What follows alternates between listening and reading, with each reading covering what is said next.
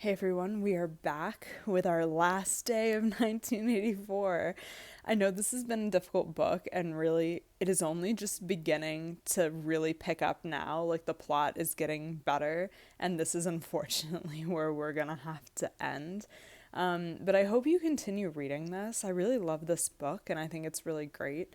And now you got through all the backstory, so now if you decide to read it, you'll just go straight through and it'll be all the story is goes quicker from here on out. You'll have to let me know if you do end up reading the rest of it. But we left off on part two, chapter two. The page numbers are going to be in the description box. Okay, so what happened was I almost said her name, the girl from the fiction department, and Winston met and they decided how they were going to meet next time in that big crowd of people where they were both hoping like the telescreens wouldn't pick up their voices, wouldn't hear them or see them trying to interact with each other. Okay, so part two. Winston picked his way up the lane through dappled light and shade, stepping out into pools of gold wherever the boughs parted. Under the trees to the left of them, the ground was misty with bluebells. The air seemed to kiss one's skin. It was the 2nd of May. From somewhere deeper in the heart of the wood came the droning of ringed doves. Okay, so what you can tell from this is Winston is clearly not in the city. And everything is described as really beautiful. Like if you think about how the place, basically how where Winston lives is described, like it smells terrible. All the buildings are falling apart. But here you get dappled light. So you know when light comes through the trees and it's kind of spotty on the ground. So it looks like that. Pools of gold. You don't get that in the city. And that wherever the tree branches part, and it seems like there's flowers. The air is gentle, and it feels like it's warm. So they're near a bunch of trees, and there's birds too. So this is really beautiful, which is very different than where Winston lives. He was a bit early.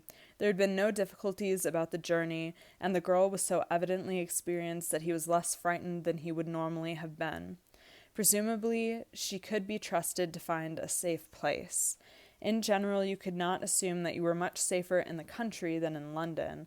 There were no telescreens, of course, but there was always the danger of concealed microphones by which your voice might be picked up and recognized. Besides, it was not easy to make a journey by yourself without attracting attention. For distances of less than 100 kilometers, it was not necessary to get your passport endorsed, but sometimes there were patrols hanging about the railway stations, examining the papers of any party member they found there, and asked awkward questions. Okay, so basically, anytime you try to go anywhere, someone could ask you, where are you going? Why are you going there? And you don't need your passport unless it sounds like you're traveling over a certain distance. But it's still not totally safe. And then there are no telescreens out in the country, but there might be microphones. So the party could still potentially hear you. Okay, however, no patrols had appeared, and on the walk from the station, he had made sure by cautious backward glances that he was not being followed. The train was full of proles, in holiday mood because of the summery weather.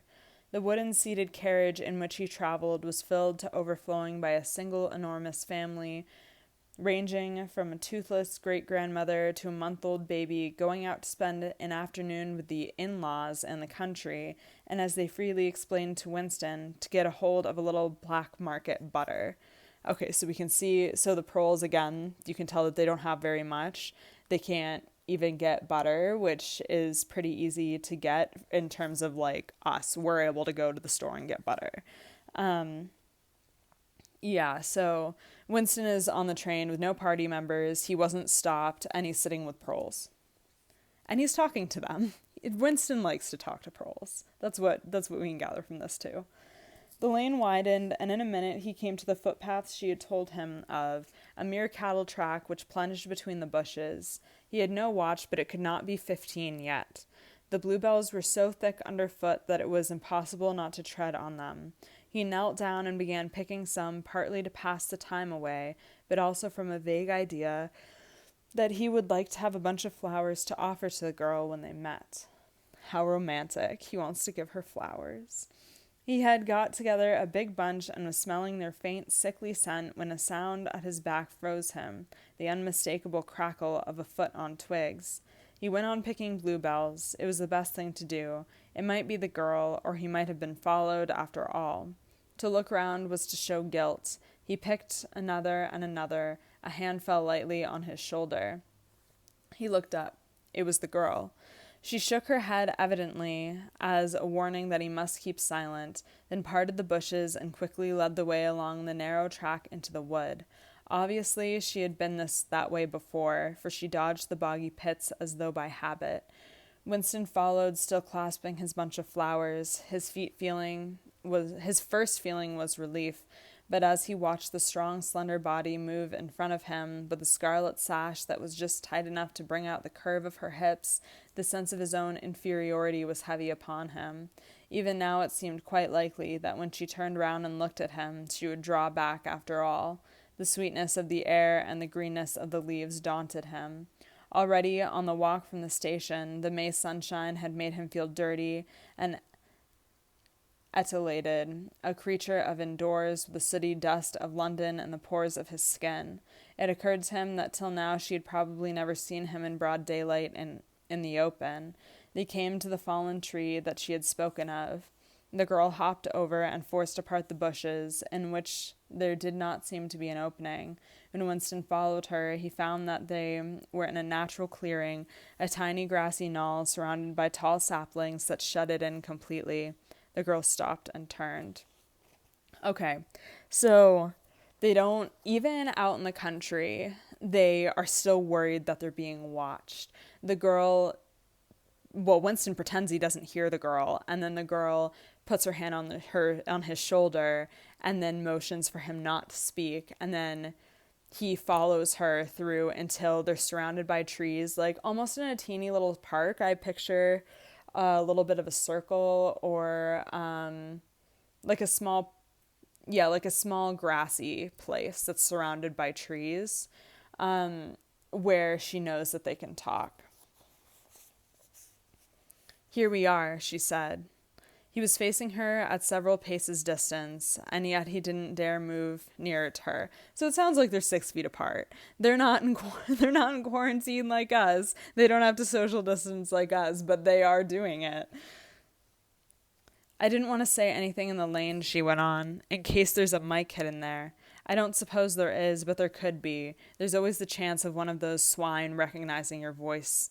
We're all right here." He still did not have the courage to approach her. "We're all right here," he repeated stupidly. "Yes, look at the trees." They were small ashes, which at some time had been cut down and had sprouted up again into a forest of poles, none of them thicker than one's wrist. "There's nothing big enough to hide a mic in. Besides, I've been here before." They were only making conversation.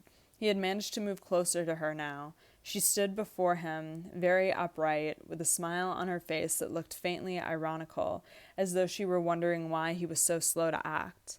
The bluebells had cascaded on to the ground. They seemed to have fallen of their own accord. He took her hand. So he drops the flowers.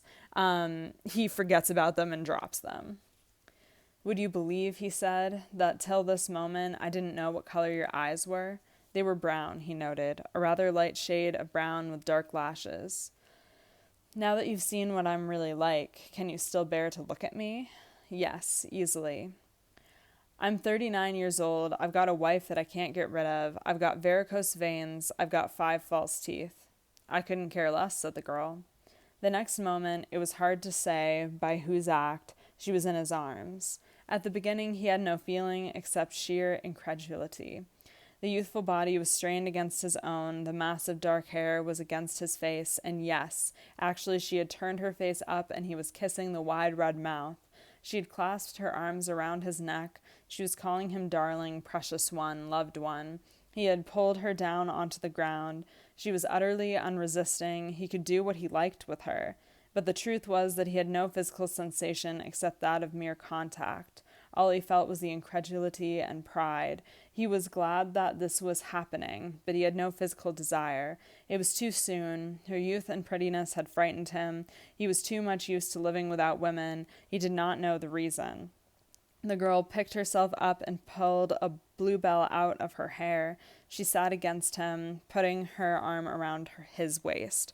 Okay, so they make out a little bit. They cuddle a little bit, but Winston doesn't want to have sex with her yet. He doesn't know her well enough. He is too used to living without women, he says. He's been used to not having sex for a really long time. And then, yeah, so they're not doing any of that, but they love being in contact with each other. And I think this is important because there isn't physical contact. There isn't romance. There isn't any of that in their world. And so this is, in some ways it's treason because you're not supposed to have affairs with other party members. You could be killed for that. But with this too, they're experiencing each other in a way that they can't experience other people and that the government doesn't allow people to experience. Like, you can't be hugging each other. You can't cuddle. You can't kiss people. You can't fall in love. The government gives you a partner, So I hope that makes sense. Never mind, dear. There's no hurry. We've got the whole afternoon. Isn't this a splendid hideout? I found it when I got lost once on a community hike. If anyone was coming, you could hear them 100 meters away. What is your name? Said Winston. Julia. I know yours. It's Winston Smith. How did you find that out? I expect I'm better at finding things out than you are, dear.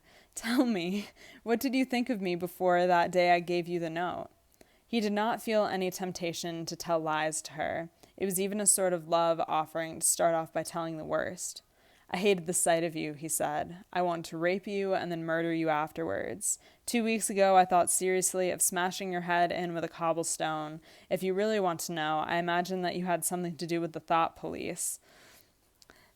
Smooth, Winston. That's not smooth. That's not smooth at all. Okay. But it's true. We saw that he was attracted to her, but he was also afraid of her. And then he was afraid that she was following him and that she was a member of the police and that she was going to get him arrested and killed. The girl laughed delightedly, evidently taking this as a tribute to the excellence of her disguise. So she's happy because she's like, oh, cool. Well, Winston didn't suspect a thing, Not the thought police. You didn't honestly think that? Well, perhaps not exactly that, but from your general appearance, merely because you're young and fresh and healthy, you understand. I thought that probably you thought I was a good party member, pure in word and deed. Banners, processions, slogans, games, community hikes, all that stuff. And you thought that if I had a quarter of a chance, I'd denounce you as a thought criminal and get you killed off? Yes, something of that kind. A great many young girls are like that, It's this bloody thing that does it, she said, ripping off the scarlet sash of the Junior Anti-Sex League and flinging it onto a bough. Then, as though touching her waist and reminding her of something, she felt in the pocket of her overalls and produced a small slab of chocolate. She broke it in half and gave one of the pieces to Winston. Even before he had taken it, he knew by the smell that it was very unusual chocolate. It was dark and shiny and was wrapped in silver paper. Chocolate normally was dull, brown, crumbly stuff that tasted, as nearly as one could describe it, like smoke of a rubbish fire. So he's saying usually trash tastes like smoke and garbage. But not this chocolate. She got this from the black market or something like that because it's a lot better than the chocolate that the party gives out. But at some time or another he had tasted chocolate like the piece she had given him. The first whiff of its scent had stirred up some memory which he could not pin down, but which was powerful and troubling. Where did you get this stuff? He said. The black market, she said indifferently. Actually, I am that sort of girl to look at. I'm good at games. I was a troop leader in the Spies. I do voluntary work 3 evenings a week for the Junior Anti-Sex League. Hours and hours I've spent pasting their bloody rot all over London. I always carry one end of a banner in the processions. I always look cheerful and I never shirk anything. Always yell with the crowd. That's what I say. It's the only way to be safe. So she knows how to play the game, basically. She knows how to yell in a crowd so people think that she believes what the party says. She does everything she's supposed to do. She always looks happy, like the party wants her to. She's good at knowing what other people want from her. The first fragment of chocolate had melted on Winston's tongue. The taste was delightful. But there was still that memory moving around the edges of his consciousness, something strongly felt, but not reducible to definite shape, like an object seen out of the corner of one's eye. He pushed it away from him, aware only that it was the memory of some action which he would have likely to undo but could not. You were very young, he said. You were 10 or 15 years younger than I am. What could you see to attract you in a man like me? It was something in your face. I thought I'd take a chance. I'm good at spotting people who don't belong. As soon as I saw you, I knew you were against them. Them, it appeared, meant the party, and above all the inner party, about whom she talked with an open jeering hatred which made Winston feel uneasy, although he knew that they were safe here if they could be safe anywhere. A thing that astonished him about her was the coarseness of her language. Party members were not supposed to swear, and Winston himself very seldom did swear aloud, at any rate. Julia, however, seemed unable to mention the party, and especially the inner party, without using the kind of words that you saw chalked up in dripping alleyways. He did not dislike it. It was merely one symptom of her revolt against the party, and all its ways, and somehow it seemed natural and healthy, like the sneeze of a horse that smells bad hay. Okay, so Winston is saying that Julia is, she talks bad about the party, which at first to him feels weird because you're not allowed to say anything bad against the party in the city where you're being watched all the time. But here they're probably not being watched. Winston's still not completely convinced that they're not being watched. Sorry, I keep yawning. And it seems natural that she talk this way and swear and call the party members like pigs and stuff like that. They had left the clearing and were wandering again through the checkered shade with their arms around each other's waists wherever it was wide enough to walk two abreast. He noticed how much softer her waist seemed to feel now that the sash was gone. They did not speak above a whisper. Outside the clearing, Julia said it was better to go quietly. Presently, they had reached the edge of the little wood. She stopped him. Don't go out into the open. There might be someone watching. We're all right if we keep behind the boughs. Basically, she's saying, let's stay in the trees. We need to stay in the woods. We can't go out in the open. Someone might see us. They were standing in the shade of hazel bushes. The sunlight filtering through innumerable leaves was still hot on their faces. Winston looked out into the field beyond and underwent a curious, slow shock of recognition. He knew it by sight. An old, clothes-bitten pasture with a footpath wandering around it and a molehill here and there, and the ragged hedge on the opposite side. The boughs of the elm trees swayed just perceptibly in the breeze, and their leaves stirred faintly in dense masses like women's hair. Surely somewhere nearby, but out of sight, there must be a stream with green pools where dace were swimming. Okay, so it seems like this is an old farm. This used to be a farm, and there's a footpath that goes through it, a little bit of a trail, and there's a whole bunch of big trees, and he's pretty sure there's a stream nearby. It seems like Winston's been here before. Isn't there a stream somewhere near here? He whispered. That's right, there is a stream. It's at the edge of the next field, actually. There are fish in it. Great big ones. You can watch them lying in the pools under the willow trees, waving their tails. It's the golden country. Almost, he murmured. The golden country? It's nothing, really. A landscape I've seen sometimes in a dream. Look, whispered Julia. A thrush had lighted on a bough not 5 meters away, almost at the level of their faces. Perhaps it had not seen them.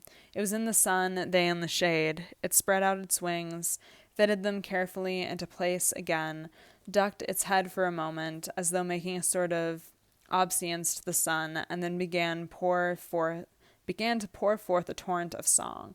So a bird sees them, looks up at the sky, almost like it's worshiping the sun, and then starts singing.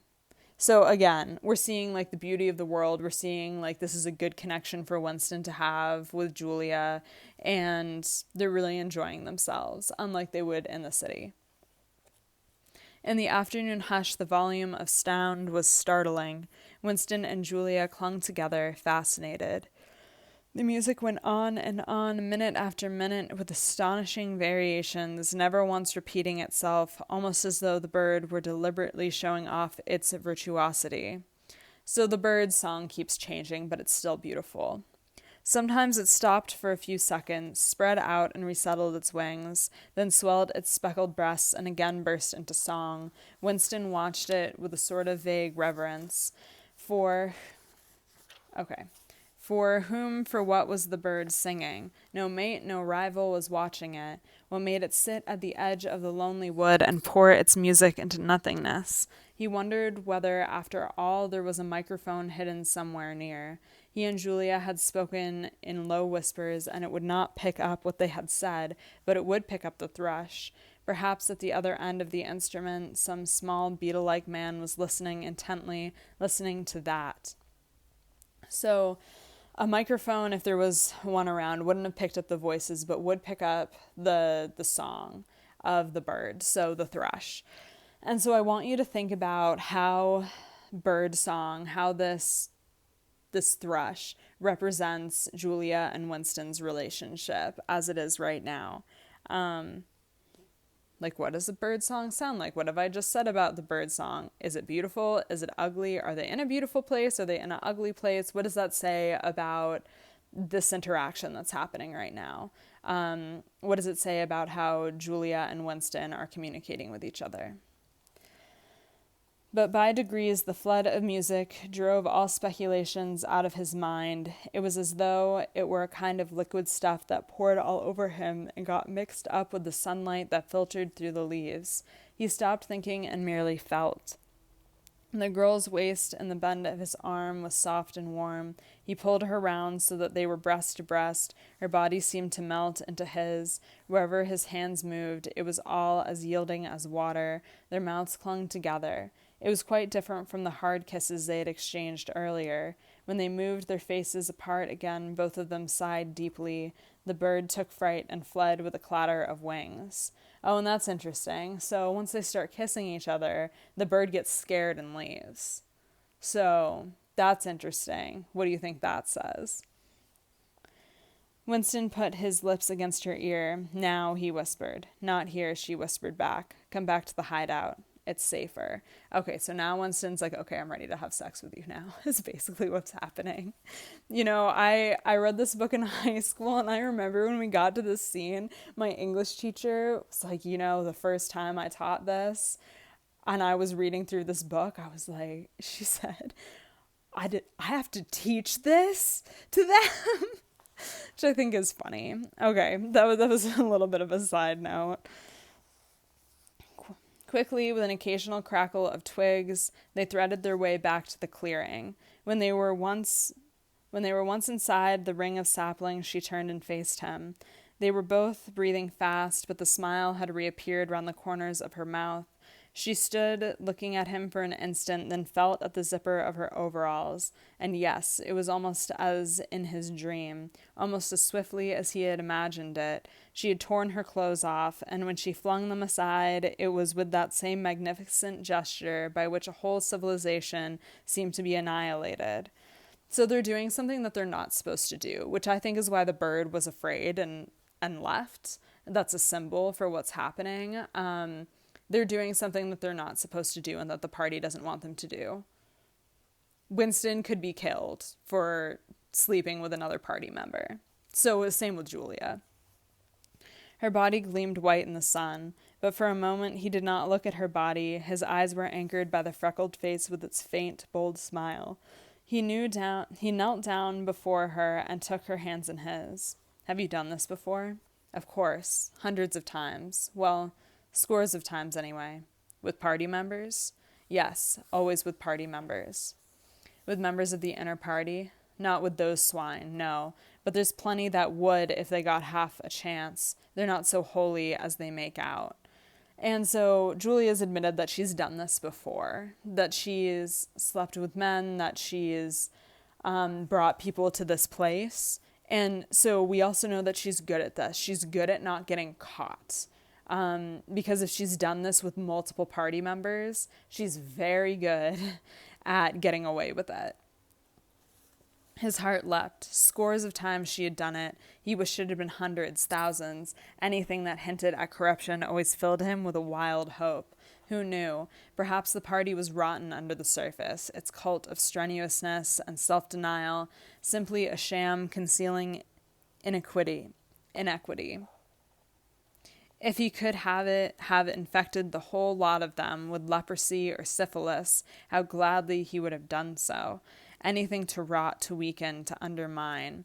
So he likes to see weakness in the party, and he's happy that she's done this multiple times because it shows that it's not just him. He's not alone. He's not the only one who thinks the party is awful. And it's proof that since Julia has taken many men to this place, she's slept with many men, it proves that there are other people like him. And he's saying he wished they would get leprosy or syphilis. Syphilis is a sexually transmitted disease.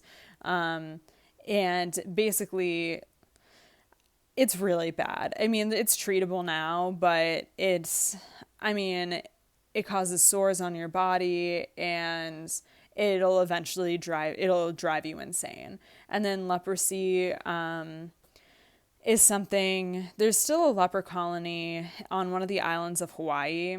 But leprosy is scary because once you get it, I don't think there's a cure for it. And it'll cause your hands to be deformed. It can cause different parts of your body to be deformed.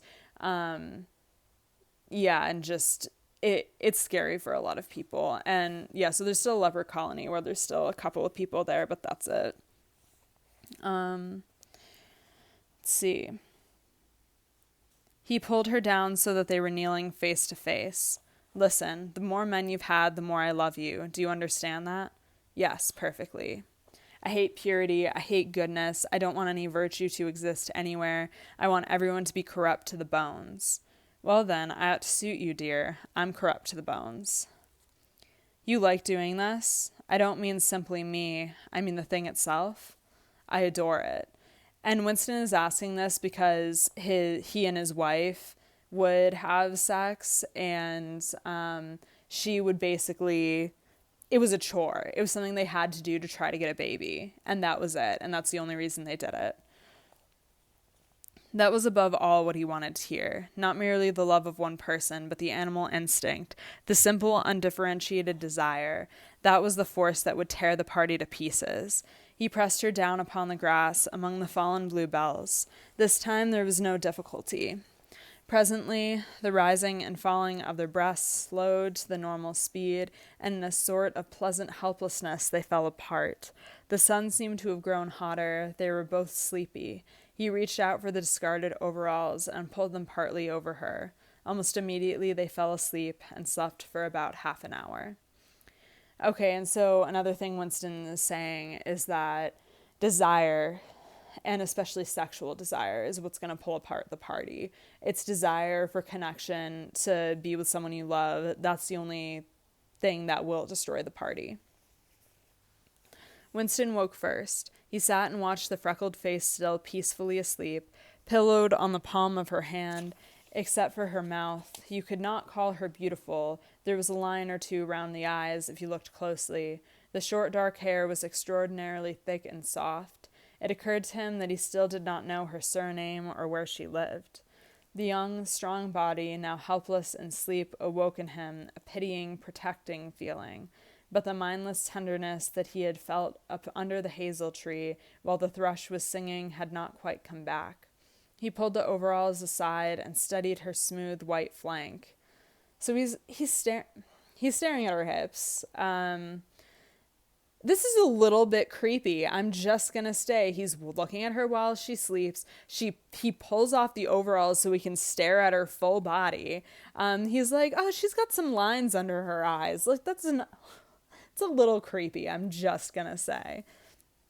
In the old days, he thought, a man looked at a girl's body and saw that it was desirable, and that was the end of the story. But you could not have pure love or pure lust nowadays. No emotion was pure because everything was mixed up with fear and hatred. Their embrace had been a battle, the climax a victory. It was a blow struck against the party. It was a political act. Okay, and that's the end of chapter 2 of part 2, so that's where I'm going to stop. But what's important is that sex isn't just an act of love, it's an act of rebellion against the party. It's something that begins to pull the party apart and make it so that the party has less power, because now they love each other more than they love the party, if that makes sense. And so that's what Winston's talking about. Okay, and I think it's good in some ways. I'm leaving you with a little bit of hope at the moment with this, because the book is hopeful for a while. But things don't always end well. I mean, this book is a terrible ending. It has a terrible ending. I'm not going to spoil it for you in case you want to read it. But a girl in my class actually admitting to throwing the book across the room after she read the last page. I read the last page and was totally speechless. So if you want to skip to that, you can. But really, if you want the full impact, you should read the rest of the book. It's really good. I know you should do it. Okay. This was a good quarter, y'all. I know it wasn't ideal that it was like this, but I hope you at least enjoyed a little bit of this book. I love 1984. I think it's an amazing book. Orwell is a really interesting writer, and he's made a whole lot of dystopian novels. All right, so do the worksheet, and I'm going to get the final exam up pretty soon, too. All right, I'll see y'all soon.